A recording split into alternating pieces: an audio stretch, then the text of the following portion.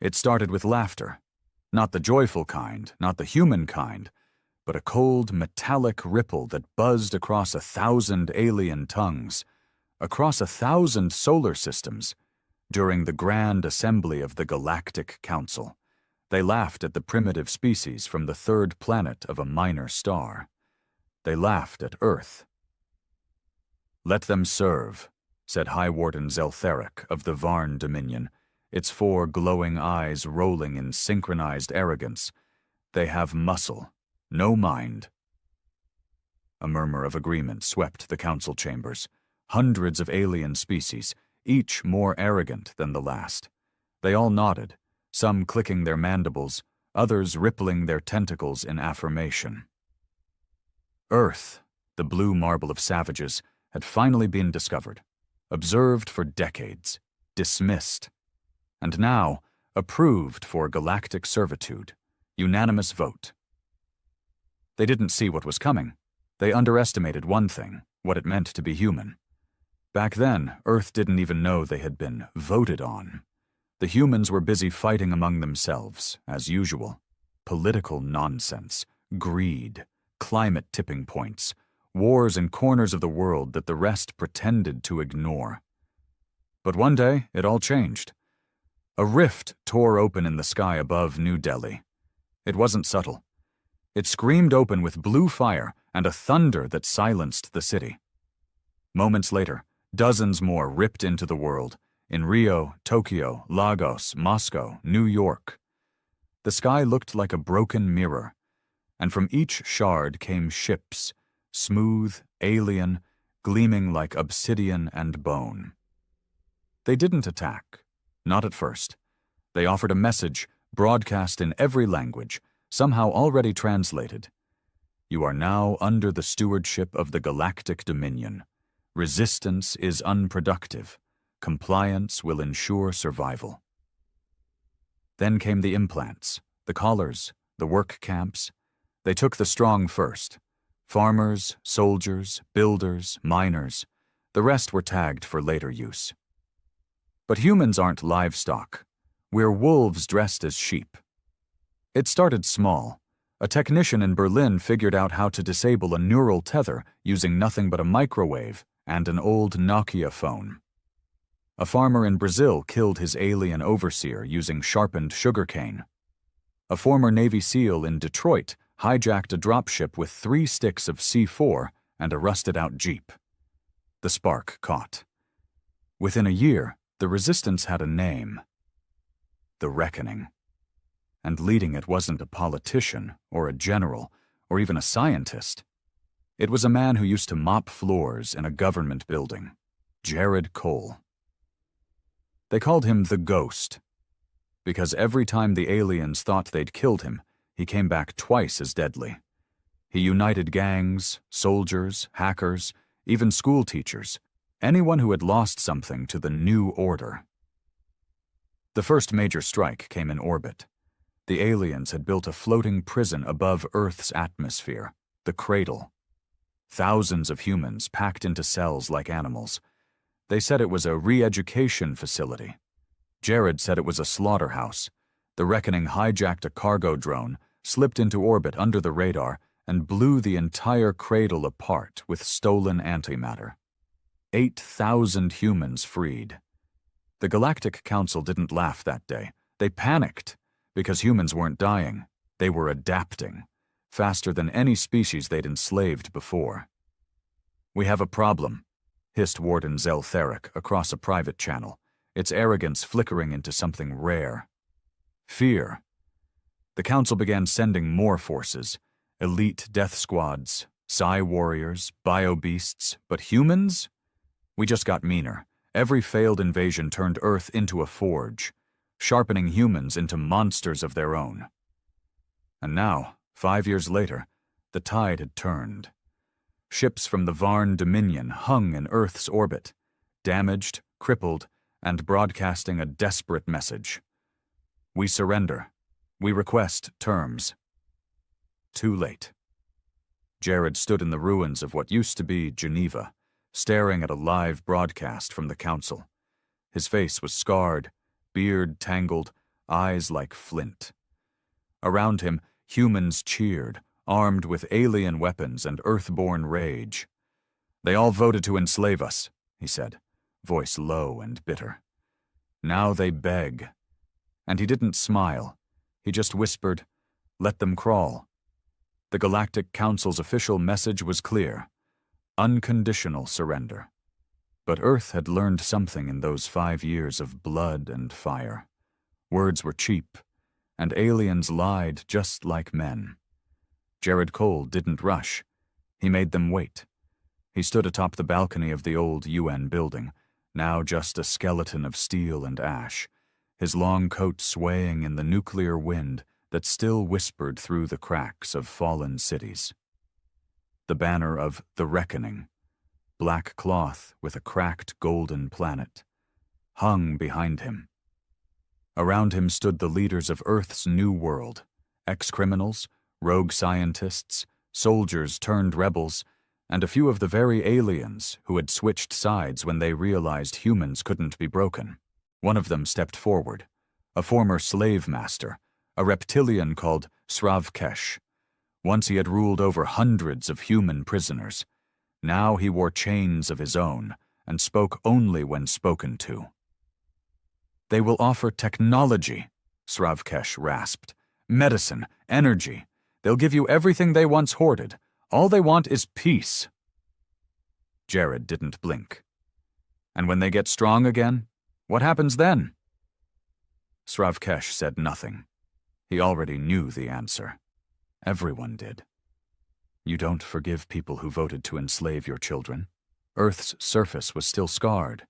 Cities rebuilt with alien scraps. Entire populations missing, some still trapped in off-world labor pits. But the heart of humanity, the thing that kept it from dying, was stronger than ever. Unbreakable. Back in orbit, the Council's flagship waited. The Eminence of Order, a silver spire the size of Manhattan, hovered under a white flag. Dozens of diplomatic vessels stood beside it, shields down. Vulnerable. Begging. Jared ordered the fleet to stand by. "Let's remind them what surrender looks like." He climbed aboard the Iron Whale, the first warship Earth had built with stolen alien tech. It wasn't pretty. Rough edges, exposed wiring, angry red thrusters. But it worked, and it hit harder than anything in the galaxy. By the time they arrived, the Council's representatives were already groveling, literally. Dozens of species lined up in the throne room of the Eminence, kneeling on trembling legs or coiled tails. No royal robes today, no glittering eyes of superiority, just fear. That sharp, bitter kind that humans knew all too well. A translator bot buzzed. "Esteemed humans of Earth." Jared cut it off with a raised hand. He didn't sit in the chair they'd prepared. He stood, arms crossed. "You knew we were intelligent," he began, voice calm but slicing. "You studied us, you watched us, and still you thought slavery was your right." Silence. A councilwoman from the Azure Winds, a bird-like species with sapphire feathers, stepped forward. "We underestimated the emotional volatility of your kind," she said, voice shaking. "We viewed you as useful, not equal." "Useful," Jared repeated coldly. "Is that what you called my sister before you worked her to death mining plasma rocks on Eris Prime?" The birdwoman bowed her head, and something inside Jared almost softened. But then he remembered the smell of burning cities, the sound of crying children dragged into alien ships, the taste of blood in underground bunkers. A diplomat from the Dral Collective raised a hand. "We have no military left. Earth controls half the orbital routes in Sector 9. You've won." Jared's eyes narrowed. "No," he said. "We haven't even started." He turned and looked at General Thompson, his second in command, an ex-Marine with a mechanical arm and nothing left to lose. "Tell the fleet to seize all Council ships still operating within Earth's star systems, confiscate their cores, Strip their engines, and if they resist—" He didn't finish. Thompson smiled. "Yes, sir." The council chamber erupted in murmurs, some pleading, some furious. "You can't. We surrendered. We gave you peace." Jared raised his voice, louder than all of them. "You gave us a graveyard." And with that, he turned and walked away, his boots echoing across the floor that once belonged to slavers. Back on Earth, the people didn't want a treaty. They wanted justice. They wanted retribution. And Jared? He wanted something worse, not to destroy the council. He wanted to make them live under the same fear they once forced upon humans, to become what they made Earth, to make them remember. The days that followed were not filled with parades or peace talks. They were filled with orders.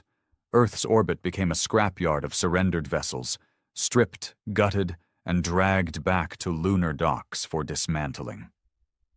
What couldn't be salvaged was repurposed into floating war monuments, reminders of how close humanity came to extinction and what it took to survive.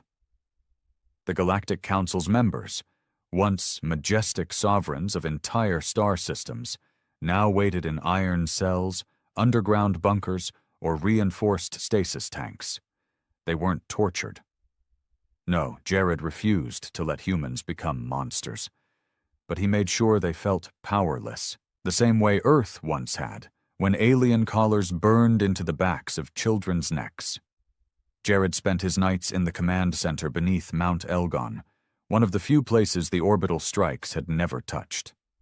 The mountain had been turned into Earth's central hub, a city of underground tunnels, labs, war rooms, and prison blocks. He rarely slept.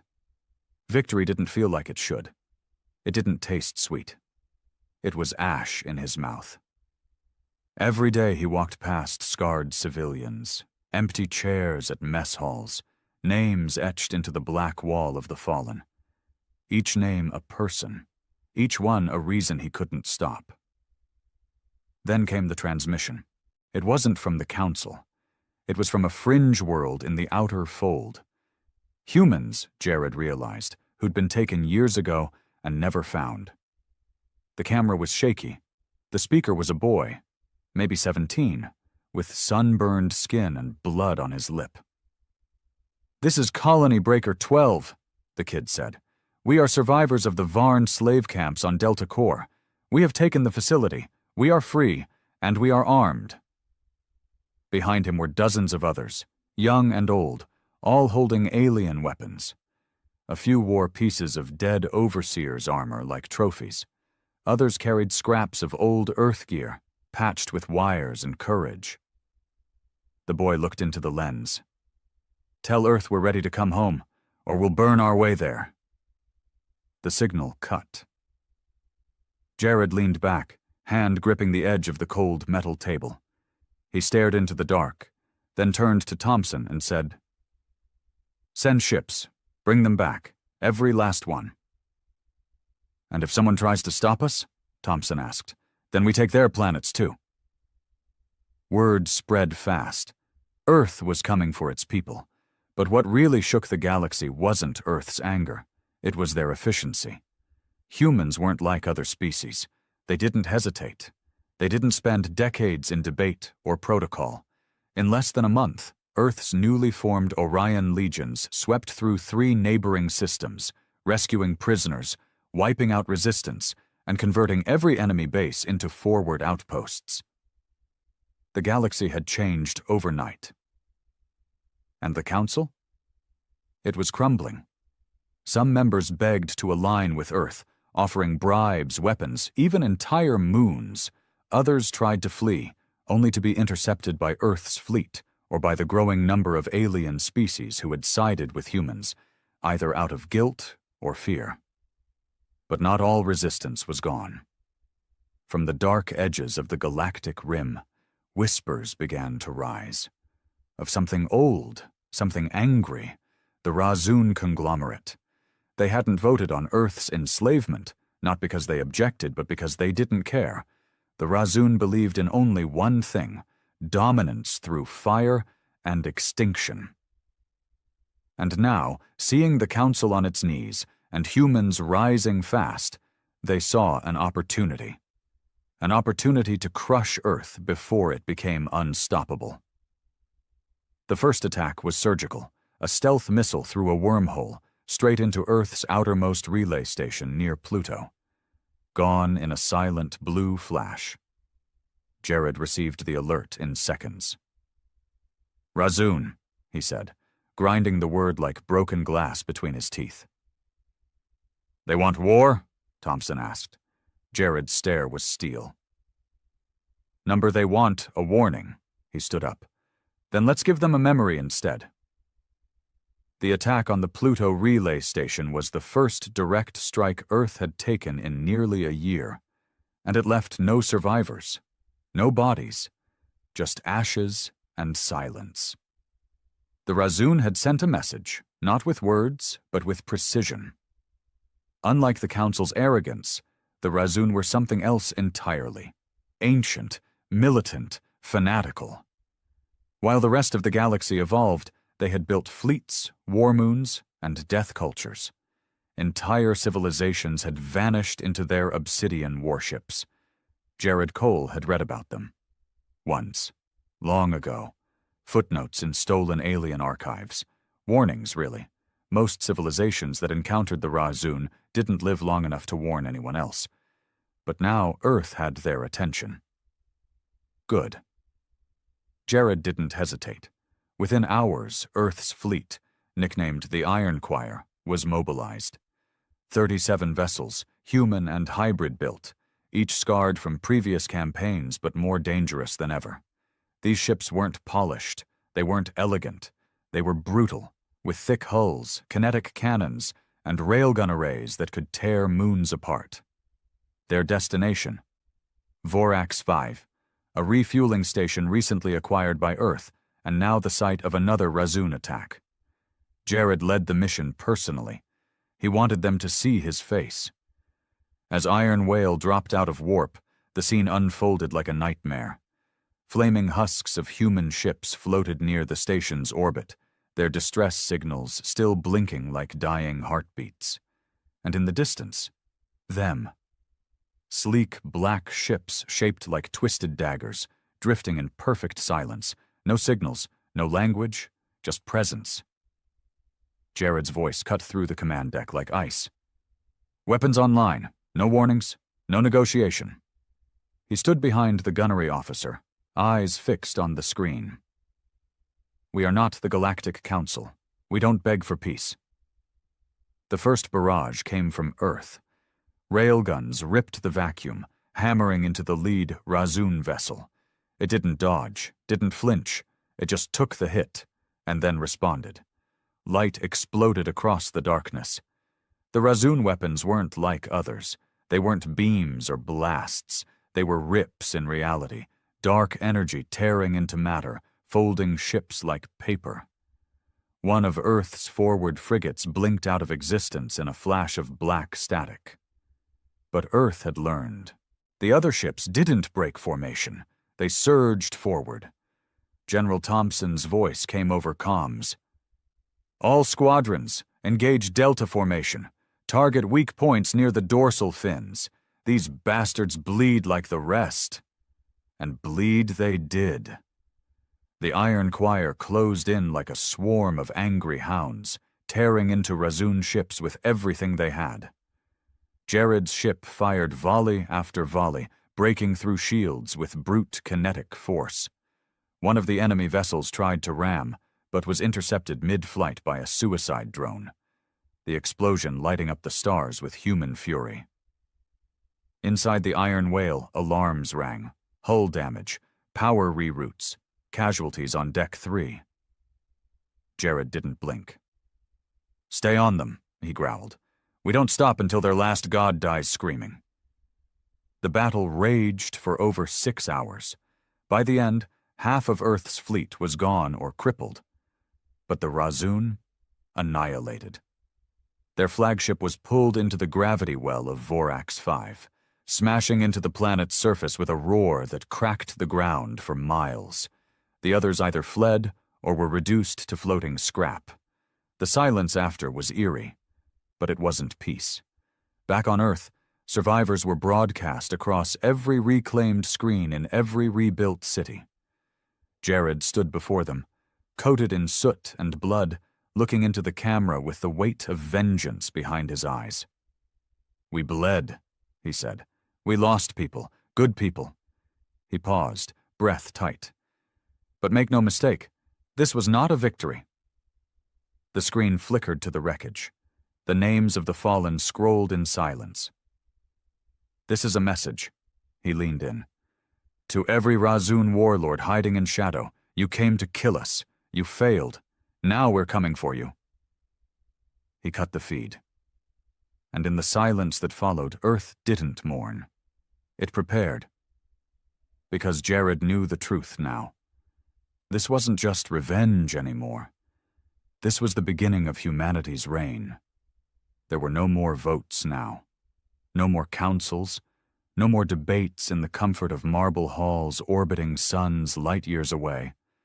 The galaxy was different. Earth had made it different. After Vorax's fief, fear spread faster than light. Entire species who once looked down on humans were now trying to erase their past crimes. Suddenly, archives disappeared. Old treaties were rewritten. War records mysteriously lost. Everyone wanted to pretend they'd never been part of the vote to enslave Earth. But Jared Cole remembered every single one of them. And he had names. Each name belonged to a planet. Each planet to a former council race. And one by one, those names were crossed out. It wasn't genocide. Jared refused to become what they were. But it was something worse. Total public humiliation. Take Varnox, the insectoid race that authored the first slave protocols for humans. Jared didn't bomb them. He didn't scorch their cities. He broadcast their surrender live to 1 billion human viewers. The Varnox Queen, once taller than a tank, crowned in golden chitin, was filmed kneeling in front of human officers, forced to sign a treaty that labeled her people a subject race. Every Varnox citizen was ordered to wear a human insignia armband until further notice. Their libraries were rewritten, their war monuments torn down. Earth didn't just defeat them, it made them kneel, and across the stars, humans watched it all, on holoscreens, in underground bunkers, inside half-rebuilt cities with patchy power and rationed food. And for the first time in centuries, they felt it. Power. The world was still broken. But now it mattered. In the burned ruins of Seoul, kids with prosthetic limbs practiced mock battles, swinging sticks like rifles and yelling "Iron Choir" with fire in their eyes. In the caves of northern Canada, a new generation of scientists decoded alien relics, turning ancient energy sources into weapons Earth had never dreamed of. Earth wasn't just rebuilding, it was evolving. But Jared knew evolution came with a cost. He stood alone sometimes, in his old quarters beneath Mount Elgon, staring at the single photo he kept above his desk. His sister, Lily, laughing, her eyes soft, her hands smudged with paint. She'd died in the early camps, beaten to death for hiding a child from transport. He had never found the body. He didn't cry anymore. He couldn't. He just looked at her face and whispered, "They still owe you." That debt was what kept him going. Not power, not pride. Debt. One night, a diplomat arrived. Not an alien, a human, tall, clean, dressed in white. The kind of man who hadn't seen war but had watched it from safe screens with wine in hand. He spoke with a smile, too polished. "We should consider ending this campaign. The galaxy's changed. We've proven our point." Jared didn't respond. "We can become a beacon," the man went on. "A symbol of justice, of peace. We don't need to conquer." That word was a mistake. Jared looked up slowly. "We didn't conquer," he said, voice low. "We survived. We hunted those who put collars on our necks. We lit up the stars with their guilt. And now you want me to stop? Because it makes you uncomfortable?" The man hesitated. "You're building an empire," he said finally. "That's not survival anymore." Jared stood, walked past him, stopped at the door. "Survival ends when we're safe," he said. "And we're not safe yet. Not while the Razun still breathe. Not while other species still whisper about putting us back in chains the moment we blink." He opened the door. "Get off my planet." The diplomat left. Quickly, word spread. Jared Cole was not a ruler. He was a reckoning, and the galaxy would have to live with that. Back in orbit, Earth's engineers tested the first event hammer, a massive weapon built from a collapsed star core. It could crush moons. It had no official use, but it had a message etched across its hull in a dozen alien languages. Never again. They called it the Red Silence. The Razun home system, hidden in a pocket of space veiled by gravitational shadows and cloaked wormholes, wasn't just hard to find. It was meant to stay unfound. The Razun had made sure of that.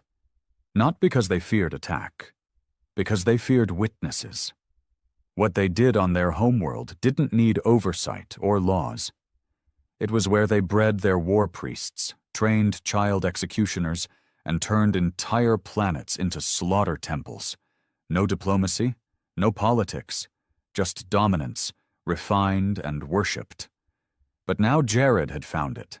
It took Earth's most brutal minds to crack the star map that led there. Refugees, traitors, hunted alien archivists willing to sell out the Razun in exchange for safety on Earth. Jared promised them protection. And delivered. Now it was time for him to deliver something else. Vengeance. The Iron Choir's remains, now reforged into a new fleet named the Pale Engine, surged toward the Red Silence in perfect formation. These weren't exploratory ships. They weren't scouts or diplomats. They were cleavers, designed for planetary dismemberment. At the helm, Jared stood in the heart of the Throat Cutter, the flagship born from the bones of 3 alien dreadnoughts and fused with a neutron spike drive. It looked like a scar dragging itself through space. As they exited warp, silence fell. The Red Silence wasn't just a poetic name. It was real. No signals, no frequencies, no light from the Razun's black star, pulsing in slow agony. Just the oppressive, endless dark. Until suddenly, there it was. Zurkar, the Razun homeworld. A world so dark it bent light, rings of bone and iron, orbiting slave platforms. Giant planetary defense cannons fused with screaming faces etched into stone. It wasn't a planet. It was a wound on the galaxy. Jared took it all in without blinking. "Begin." The Pale Engine moved in.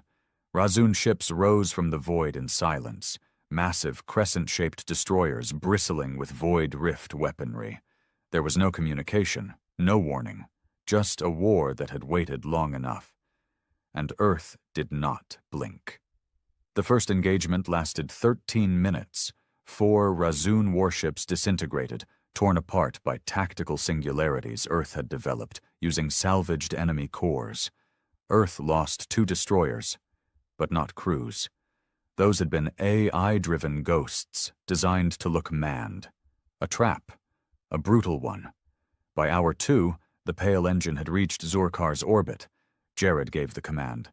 "Send it." The event hammer detached from its carrier, a floating titan, burning with inner starlight. Its trajectory was locked on Zurkar's military capital, Kalath Varn, a fortress city built inside a canyon of black glass. When the hammer dropped, it didn't just strike. It erased. The canyon melted. The fortress screamed. A mushroom of glowing red plasma erupted into the upper atmosphere. For the first time in recorded history, the Razun transmitted a signal. Not words. A single shriek. The pain of gods. Razun ships faltered. They didn't retreat. But they hesitated, and that was all Earth needed. Jared took the throat cutter through the breach, straight into the stratosphere. Missiles rained. EMP bursts crackled across the skies. Entire Ra-Zun cities began to collapse under the weight of Earth's fury. No mercy, no quarter. Every act mirrored what they'd done to humans decades ago. Only now, the humans were in control. Inside Kalath Varn's ruins, Jared stepped out of the landing carrier with his elite ground team. Ex-slaves, ex-soldiers, ex-victims. Not a single one of them came for conquest. They came to bury the myth of Ra-Zun's supremacy.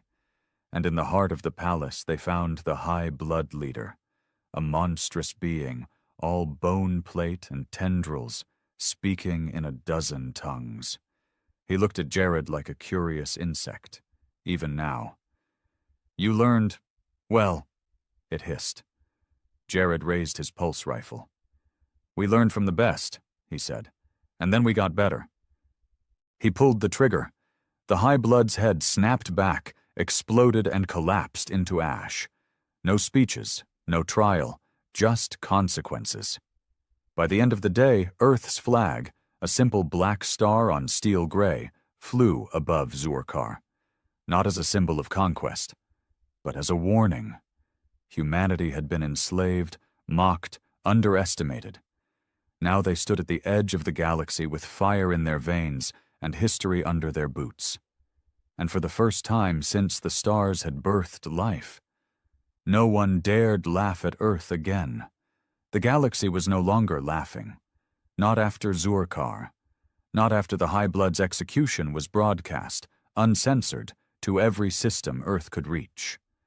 The final shot had rippled across the stars like a religious event. Some civilizations wept, others cheered. A few went silent and powered down their long-range comms out of sheer fear. The message was clear. Earth was not just free. Earth was untouchable, but power, real power, doesn't come without rot. And Jared Cole could smell it. It started subtly. A delay in fleet communications here. A falsified casualty report there. At first, Jared thought it was just the usual bureaucratic breakdown, the kind that always slithered in once governments felt safe. But then a name appeared on his encrypted terminal. Admiral Rowan Madek, an old ally, one of the original commanders from the first counterattacks, a brilliant tactician, a brutal fighter, and lately, a whisper in too many dark places. Jared reviewed a report forwarded by his intelligence officer. Rowan had met with several independent colonial delegates from former council worlds. The logs showed trades of weapon schematics, fleet positions, even troop codes. Treason. Except Jared didn't want to believe it. Not from Rowan. So he went to find out himself. He took a stealth craft, no escorts, no fanfare, and flew to Axiom 7, the isolated fortress planet where Rowan had stationed his forces for reconstruction and training. Axiom 7 was cold, covered in frost plains and sky towers, perfect for keeping secrets. Jared landed without clearance, marching across the landing bay with a pulse pistol at his side and a fury in his gut. Rowan was waiting. "Didn't expect a visit," he said, smirking, arms folded as his command officers stood awkwardly behind him. Jared's reply was a growl. "You're selling out Earth?" "Earth?" Rowan laughed, bitter. "You mean your empire? Your cult of vengeance? Jared, this isn't Earth anymore. It's you, just you. Your face on every victory, your name on every blade." Jared's jaw tensed. "I didn't build a cult. I built protection. Something you used to believe in." "I still do, but not like this, not with fear." Jared stepped closer. "Fear's the only thing that kept us alive." "You think we're alive?" Rowan snapped. "Half our people are starving on frontier colonies while you're dropping neutron bombs to make a point. Earth didn't survive to become the thing it hated." Silence. Just the hum of generators and the breath of soldiers too scared to interrupt. Jared looked him in the eye. "So what?" You'll bring the council back? Negotiate with the same cowards who watched us burn? Roan's voice dropped. I'll build something new, without you. And that was it. Roan wasn't trying to fix Earth. He was trying to replace Jared. The shot came fast. Not from Jared. From behind. A rail dart tore through Roan's second-in-command. She hit the deck before anyone could scream. Jared didn't flinch. That was your warning shot. Roan's face twisted, not in fear, but regret. You're not the man who let us out of the chains. No, Jared said, turning away. I'm the man who makes sure we never wear them again. He left Roan alive. Barely. Back on Throat Cutter, Jared sat alone in the dark, hands bloodied, chest aching. He didn't speak, didn't move. He just stared at the stars. Was Roan right? Had Jared gone too far? Had he become the very tyrant Earth once feared? But doubt couldn't stop what had already started. That night, 2 more colonies declared independence. That week, a human civil fleet vanished near the Grelix system. That month, a message came from a deep space probe near the galactic rim. Not a distress call, a warning. Something bigger than the Razun was watching now, and it had noticed Earth. The signal came through broken, almost like a whisper buried beneath static. At first, Earth's deep space net dismissed it as background radiation, some dying sun coughing its final breath. But then came the pattern. A pulse in perfect intervals, coordinates, binary, and then, in unmistakably clear old Earth English, we remember the fire. It wasn't human, but it knew them, and that terrified Jared more than the Razun ever had. For days, Earth's orbital command scrambled to decode the message fully. Hundreds of linguists, exocryptologists, and rogue AIs were patched together like a hive mind. What they found wasn't just a warning. It was an invitation to a system far beyond any charted routes. A blank zone past the galactic rim. What lived out there? No records, no memory. Not even Razun files contained mentions of that region. And if those monsters hadn't dared to log it, that meant one thing. They feared it. Jared didn't hesitate. He mobilized the Throat Cutter, escorted by only 2 other ships, Dogma and Relic. No massive fleet, no bombs, just him and a team of war-hardened ghosts who no longer believed in death. Before he left, Roan sent one final message. If you die out there, I hope it's because you finally found something worth fearing. Jared didn't respond, because fear wasn't the problem anymore. Purpose was. The journey took 7 days through uncharted warp corridors, places where time bent and sensors lied. The stars thinned. Space grew cold, like it didn't want to be known. And then, the system emerged. One planet, black as ink, orbiting a star that pulsed like a slowing heart. There were ships orbiting it, not moving, not alive, dead civilizations. Earth recognized none of them. Their hulls were fossilized, some punctured by energy beams that didn't even resemble weaponry, more like surgical cuts from gods. And floating among them was a structure, massive, angular, alive. It wasn't a station. It wasn't a ship. It was a mind. Jared approached with shields up, weapons powered down. He had no intention of attacking. Not here. Not without understanding. They docked. The airlock hissed open into a corridor that looked carved from obsidian. The walls shimmered with shifting symbols, something deeper than language. Memory, maybe. A voice greeted them, not aloud, inside their minds. You burned your chains. Good. Now you carry them. Jared froze. Who are you? We are what comes after tyrants, what watches slaves become monsters, what remembers the echo of every scream you made the galaxy listen to. The voice didn't accuse. It observed. His team flinched. Some dropped to their knees, clutching their heads. Jared stayed standing. We survived. We had to make them pay. And they did. But now you face the cost of that fire. The corridor opened into a chamber. A mirror, tall as a skyscraper, faced them. No reflection, just images. Jared saw Earth, then Razun, then Earth again, but different.